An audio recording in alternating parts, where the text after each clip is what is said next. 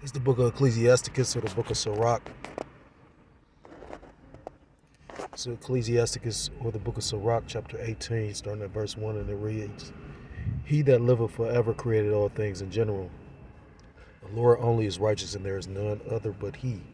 Verse 3, Who governeth the world with the palm of his hand, and all things obey his will. For he is the king of all, by his power dividing holy things among them from profane. I want to start off by giving all praise, all honor, and all glory to call Elohim Yahweh, Hashem, Yahweh Shai, Hashem, Kodash Brakatham. I say double honors to my apostles, the elders of the great millstone, who teach and do rule well. I want to say peace and salutations to the Akim across the four corners of the earth, pushing his truth with faith and with sincerity, as well as risking their lives and the freedom to do so now more so than ever. Shalom to the Akim and Aqua, thought to listen and learning, Lord, willingly this is edifying. Shalom to the Israelite foreigners scattered abroad in the land of other nations, appearing like the other nations, who subscribe to this truth. To you, I say Shalom. So, Brother Yahweh Sap out of the GMS Cleveland Church, a fellow servant. I come at you with a lesson through the Spirit and through the power of Yahweh Shemiel Shai. This lesson is in regards to pretty much an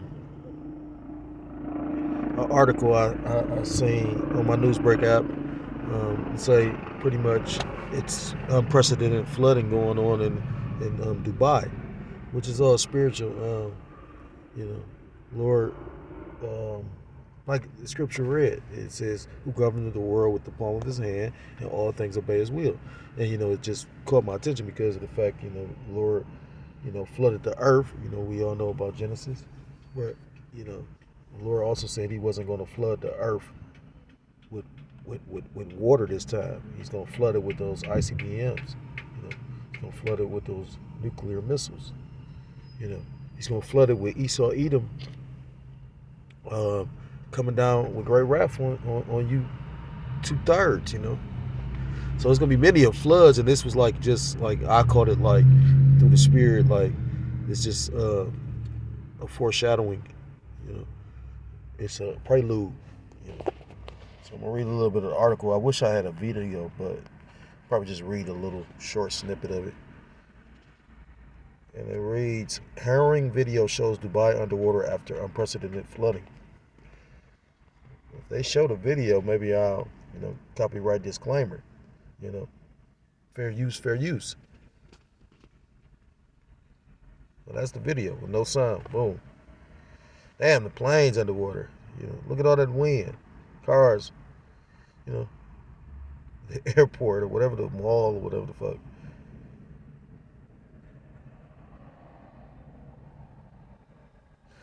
I'm gonna read a little bit of it. It says, Dubai is such a gorgeous city that it makes sense that people travel from all over the world to the United Arab Emirates to experience it for themselves. Between the entertainment, the dining, even just the atmosphere, there's nowhere else like it. But this week, the popular city is going through something devastating thanks to torrential rain in the area.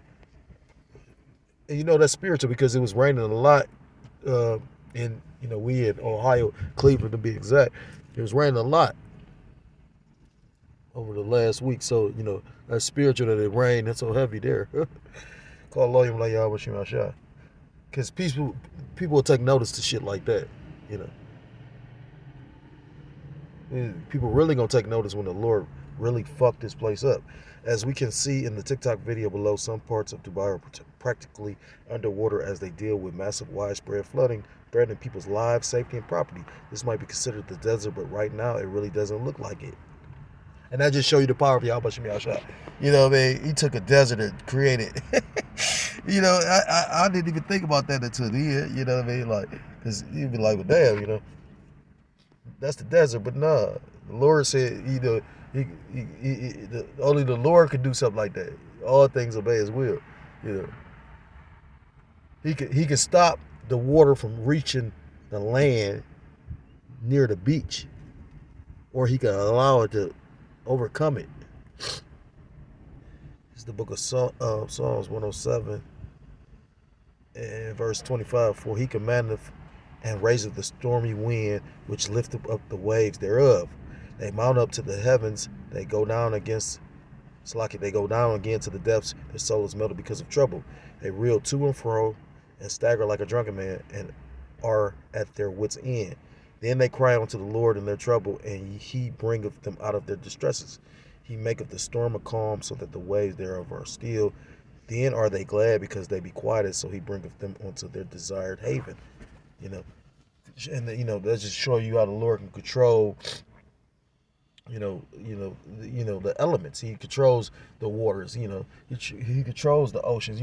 I remember watching that movie Point Break with what's that nigga name? Patrick Swayze. And if you ever watch that movie, I don't want to spoil it. I think a lot of Jake seen that movie, but you'd be surprised Jake don't be watching movies like that. I know a couple brothers that don't really be in the movies. But point being, dude was a surfer, and the Lord created a wave. Like, he at the end, pretty much, he, after all the shit that he was doing, he made sure to get there because it was like a once in a lifetime, unprecedented time where this wave is gonna be so big, and the wave was so high. You know what I mean? Like, so that scripture lightweight just was in effect. Shit, Salakia. The book of Luke, chapter 17, and verse 20.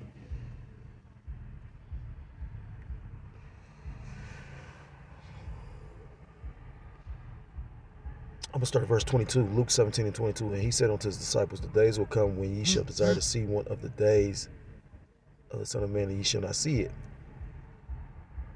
I was just watching this dude video the other day. That's funny.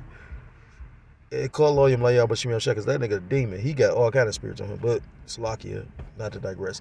And they shall say to you, see here or see there, go not after them, nor follow them. For as the lightning that lighteneth out of the one part under heaven, shineth unto the other part under heaven, so shall also the Son of Man be in his day. That's deep. Because, everybody trying to figure out where the truth at, But the truth is right in your face. The truth is what people don't want to hear. Verse 25, but first must he suffer many things and be rejected of this generation. And, just like they reject the Yahushua, they reject his truth because it's set up for 2/3 to reject it. The song was shrugging the shoulders. 2/3 of our people will not make it on this go around into the kingdom. They got to suffer at first, death by pain. And as it was in the days of Noah, so shall it be also in the days of the Son of Man. Everybody rejected Noah's warning and advice. And what we do when we go out in the highways and hedges, we give him warning and advice. Just like Yahushua, the chief cornerstone, was rejected. This true word, the words of Yahweh, Ba'ashem Yahushua, are going to be rejected. Because ultimately, it's more wickedness than righteousness. That the world is that much out of balance. They did eat, they drank, they married wives, they were given in marriage until the day that Noah entered into the ark, and the flood came and destroyed them all. And this flood is a sign, you know what I mean? Like, the Lord said he wasn't going to destroy the earth with water again. That's what the whole point of the rainbow is.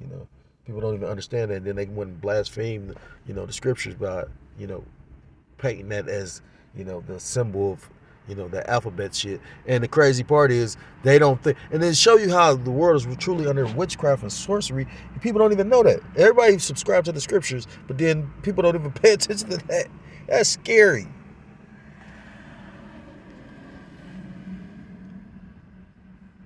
Likewise, also as it was in the days of Lot, they did eat, they drank, they bought, they sold, they planted, they built it, and they're doing that now. And what's they doing? They drinking these philosophies, every philosophy with the scriptures, especially 2/3 of our people. But again, like I said, scriptures talk about the Most High is not going to flood the earth with water again, but he's going to flood it with missiles. He's going to flood it with Esau, Edom coming down with great wrath, which is all scriptural. This is the book of Psalms chapter 29. What is that about? Psalms 29 and verse 10. The Lord Yahweh Ba'ashem Yahushua sitteth upon the flood. Yea, the Lord sitteth king forever. And like I read in Sirach or Ecclesiasticus chapter 18, all things obey the will of the Lord, because the Most High is in control of all things.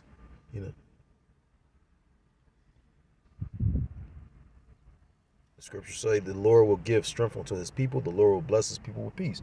You know, the elect will give peace after they go. You know, you ever watch The Punisher? He was a quote or a saying he used to say.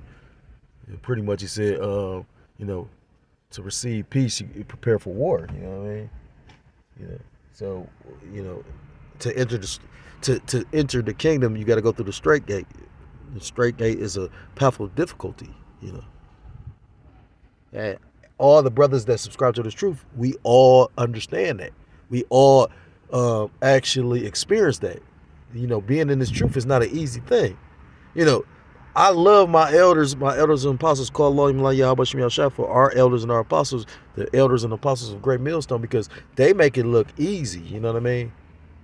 That's how you know that they meant to lead. You know what I mean? Like, I mean, you know, and only person that can really say what's weak or what's tough or what's this or what's that is somebody that actually experienced it. You know what I mean? I can actually say I've heard the elders experience a lot of stuff. And with all those decades of wisdom, knowledge, and spiritual understanding and different trials and tribulations, yeah, I'm sure the things that we think are, you know, so overbearing is light work to them. You know.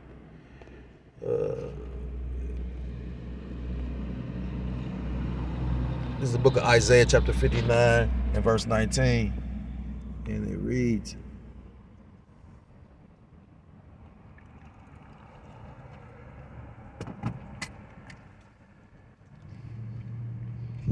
Isaiah 59 and 19, so shall they fear the name of the Lord Yahweh by Hashem Yahushai from the west, and his glory from the rising of the sun. When the enemy shall come in like a flood. Now who was the enemy? You know, the scriptures talk about having enmity with Esau. The Most High Yahweh Shem Yahshua is going to have enmity with Esau. And when you go and actually study and research and figure out, and the Lord bless you with this beautiful wisdom and knowledge and spiritual understanding, you'll figure out that Esau Edom is the so-called white man. You know, that is who you so-called blacks, Hispanic, Native Americans, Seminole Indians, West Indians, and Haitians. That's your true enemy. Because he has no, think about it, I mean, like some kind of way, some kind of form of fashion, you know, he has did something to your nation. When you really research it, you'll figure that out. You know, I remember the elder going into that, you know, when you really go into the divisions that's caused on this planet, it's always Esau, Edom, or Edomite behind the scenes of it. You know, because this motherfucker really trying to just like play the James Bond villain. It says, when the enemy shall come in like a flood, the spirit of the Lord Yahweh Ba'ashem Yahshua shall lift up a standard against him. Let's go into this word, flood. And then let's go into this word, standard. Like a flood. It says, a stream, a river, a flood. So he's going to use this devil to, you know, flood on you niggas, because at the end of the day, Jacob's trouble is truly pretty much, you know, judgment for 2/3. You know, that's how the Lord gonna judge a lot of 2/3. And then let's go into the standard. Strong's H 5127. Noose. It says to flee, to escape, to take flight, depart, to fly away, to drive hastily, to cause to disappear, to hide. So that's the best one. You know, Lord gonna create a way for you to be able to get out of that. You know, the Lord puts us in our situations, our tribulations, our trials. He takes us. He sets those things up, and then it's the Lord that relieves us of it. So, you know, the Lord setting up, you know, Jacob's trouble for 2/3 of Jake, but the elect shall escape out of it. And I'm going to end it with that. This is the book of Jeremiah, chapter 30. And the point is verse 7, and it reads, thus saith, Salaki, alas, for the day, Jeremiah 30 and verse 7, alas, for the day is great, so that none is like it. It is even the time of Jacob's trouble, but he shall be saved out of it. So, you know, you got camps talking about it's not going to be a Jacob's trouble, but it's clearly mentioned right here in the scriptures. And who is Jacob? You know, Jacob had 12 sons, and, you know, Jacob those 12 tribes. You know, it says, but he shall be saved out of it. Who is the he? The elect of, the nation of Israel, because Jacob's name was changed to Israel, So again, the Lord bringing floods, but the Lord's going, it always talks about the Lord's going to protect and save his elect. Since the foundations of the earth, the first souls, first fruits created. So if you're so-called Black, Hispanic, Native American, Seminole Indian, West Indian, or Haitian, I implore you to come back to the laws, statutes, commandments of your power, whose true name in the Hebrew is Yahweh, Ba'ashem Yahushua. You will be destroyed. With that, I'm going to give all praise, all honor, and all glory to God, Lawyer, Yahweh, Ba'ashem Yahushua, Ba'ashem. I say double honors to my apostles, the elders of the great millstone, who teach and do rule well. Peace and salutations to the Akim, across the four corners of the earth, pushing the truth with faith and with sincerity, as well as risking their lives and their freedom to do so, now more so than ever. Shalom to the Akim and Akwath of the listening and learning. Lord, willingly this was edified. Shalom to the Israelite foreigners scattered abroad, in the land of other nations appearing like the other nations, but subscribe to this truth. To you, say shalom. Till next time, we will come with another lesson. Say shalom, shalom, and Kwam Yashrala.